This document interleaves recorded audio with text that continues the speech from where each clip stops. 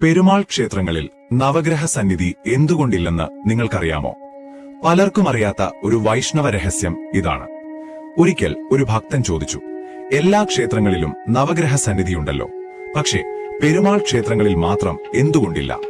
ഉത്തരം ഒളിഞ്ഞിരിക്കുന്നത് വൈഷ്ണവ തത്വചിന്തയിലാണ്. വാമനാവതാരത്തിൽ 3 അടികളിൽ ലോകമളന്നവൻ പെരുമാൾ.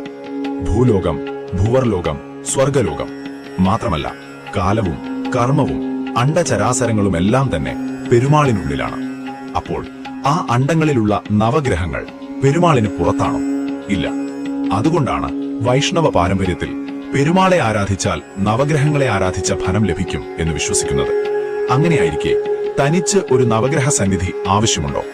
ഇല്ല എന്നതാണ് വൈഷ്ണവ സിദ്ധാന്തം. വൈഷ്ണവർക്ക് വേണ്ടി ഉയർന്നവൻ ഒരുവനെ, നാരായണൻ. അതുകൊണ്ടാണ് പെരുമാളിന്റെ അവതാരങ്ങളെ നവഗ്രഹ ശക്തികളായി കാണുന്നത്.